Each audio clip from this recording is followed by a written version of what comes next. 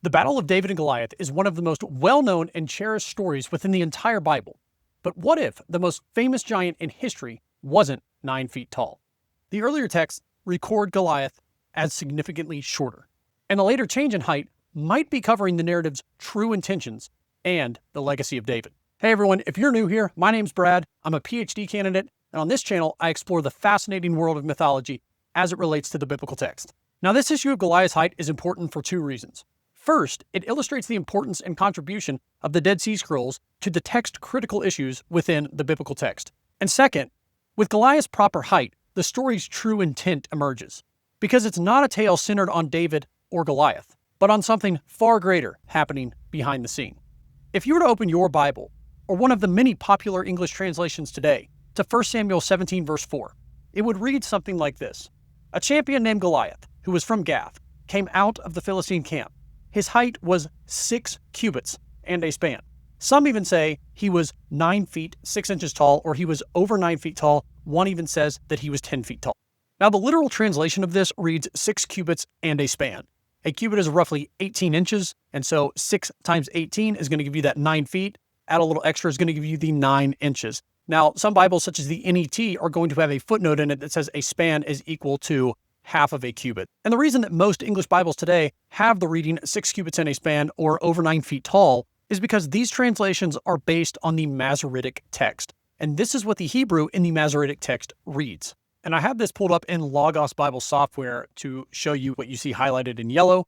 On the left is the Hebrew, and on the right is the corresponding English translation from the ESV. However, while this reflects the majority of English translations today, there are several texts that predate the Masoretic text and provide a different, shorter height for Goliath. And this height is 4 cubits and a span, which is roughly 6 feet 9 inches tall. These sources are Josephus in his Antiquities, the Septuagint, as well as the Dead Sea Scroll 4Q Sam A. And that specific document predates the Masoretic text by over 1,000 years.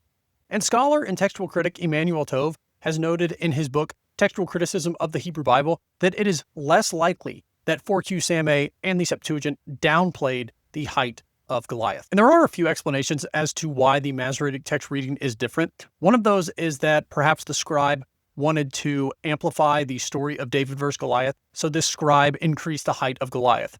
And another explanation for this is that in verse 7 of 1 Samuel 17, the text reads that Goliath's spearhead weighed 600 shekels of iron. And so some scholars have speculated that perhaps the scribe saw this 6 and simply inserted the 6 there instead of the 4. However, it remains a mystery as to why this change was made. And biblical scholar J. Daniel Hayes wrote an article on reconsidering the height of Goliath, where he provided a list of evidences for accepting the 4 cubits and a span reading. And he summarizes this in 6 points at the end of his article, and some of these evidences I've previously listed. But I think the most compelling piece of evidence he provides is the last one, which is where he states that the height 4 cubits and a span fits better with the literary context, keeping the focus of the story on the contrast between David and Saul. And this plays directly into the true focus and intent of this narrative. And that is that neither David or Goliath are the main character within this story, but rather the main character is King Saul. And specifically, this story illustrates and highlights his failure to live up to the expectations of a king in which the people of Israel had cried out to Adonai for. Because if we go back to 1 Samuel chapter 8, this is where Israel comes to Samuel and they demand a king. In verse 5, they state, "Now appoint for us a king to judge us like all the nations." And while this request is displeasing to Samuel, when he inquires of Adonai, Adonai assures Samuel that this is not the people's rejection of Samuel, but rather the people's rejection of Adonai as their king. And so the Lord informs Samuel to obey the people. Samuel tries one more time to warn them not to do this and gives a long list of consequences that will come if they do choose to have a king. And the people refused to obey the voice of Samuel. And they said, "No, but there shall be a king over us, that we may also be like all the nations, and that our king may judge us and go out before us and fight our battles." And in the next chapter, Saul is chosen by Adonai to be anointed by Samuel as king. But there's a very interesting description of Saul that's often overlooked. And this detail relates not only to the people's request for a king to do battle for them, but also is the contextual clue showing that it should have been Saul to accept the challenge from Goliath. And verse 2 in chapter 9 reads this, "And he, being Kish, had a son whose name was Saul, a handsome young man. There was not a man among the people of Israel more handsome than he. From his shoulders upward, he was taller than any of the people."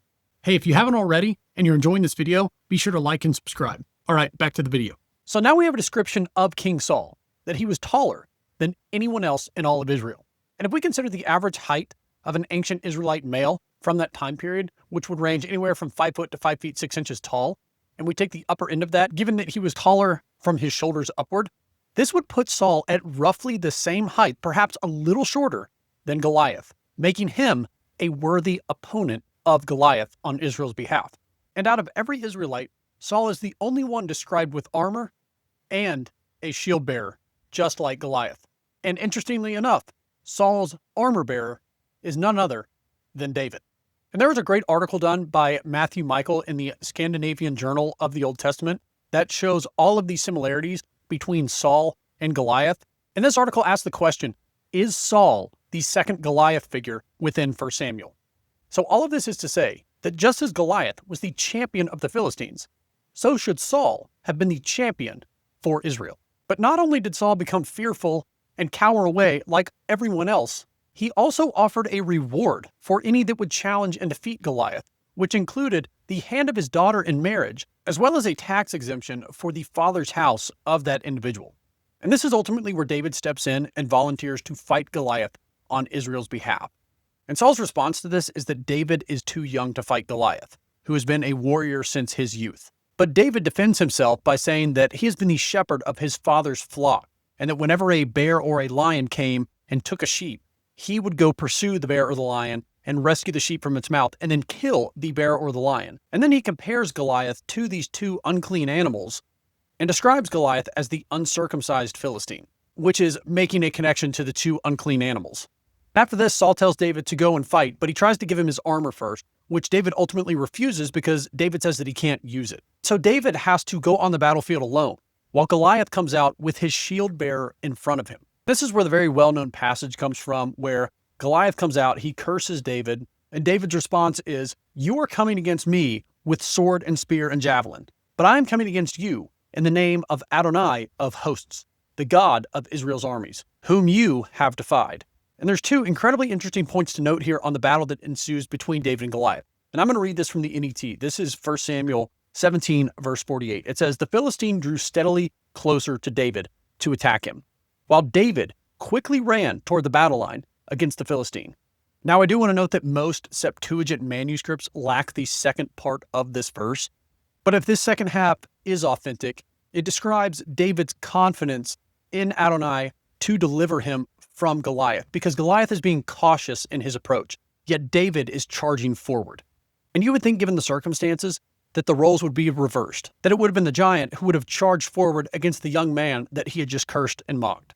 And the second interesting detail of this battle is that it's not actually the sling and the stone that kills Goliath, but rather the stone seems to impair Goliath, because it says that the stone sunk into Goliath's forehead and he fell forward. And then David took Goliath's own sword and killed him by beheading him. And it's at this point that the narrative's true focus emerges, revealing the full extent of Saul's failure, because Saul failed at the task that he was appointed to carry out. And he was the only one in stature that matched up to the Philistine giant Goliath. Yet it was David, the shepherd boy, who stepped forward and delivered Israel from the hand of the Philistines. And this highlights a key feature of the legacy of David, that David left tending the flock of his father Jesse to tend the flock of Adonai, all of Israel. David had already been chosen by God and secretly anointed by Samuel one chapter earlier, and his defeat of Goliath was the proof that he was worthy to be the king that the people of Israel had requested. And furthermore, David proved that he was the one that could continue the conquest that Joshua had failed to complete. Because going back and reading the conquest narrative from the book of Joshua, the main part of the mission was to eliminate the Anakim from the land, who were directly linked to the Nephilim from Genesis 6. And Joshua 11:22 states, "There was none of the Anakim left in the land of the people of Israel.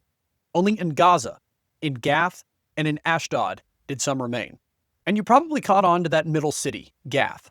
It's the very city that Goliath is from. And David slaying Goliath is just the beginning of the continuation of this conquest, because David and his mighty men slay 5 more giants during their time, 4 of these giants being from Gath. And these parallel accounts are covered in 2 Samuel chapter 21 and 1 Chronicles chapter 20. And then another of David's mighty men, Benaiah, kills an unnamed Egyptian in 1 Chronicles chapter 11. And this unnamed Egyptian giant may have been taller than Goliath. And I'm going to cover all of these giant accounts in future videos. But in the meantime, if you like this video, let me know what you think in the comments below. And be sure to like and subscribe, and check out my other videos and playlists on biblical mythology. And I will see you on the next video. Thank you so much.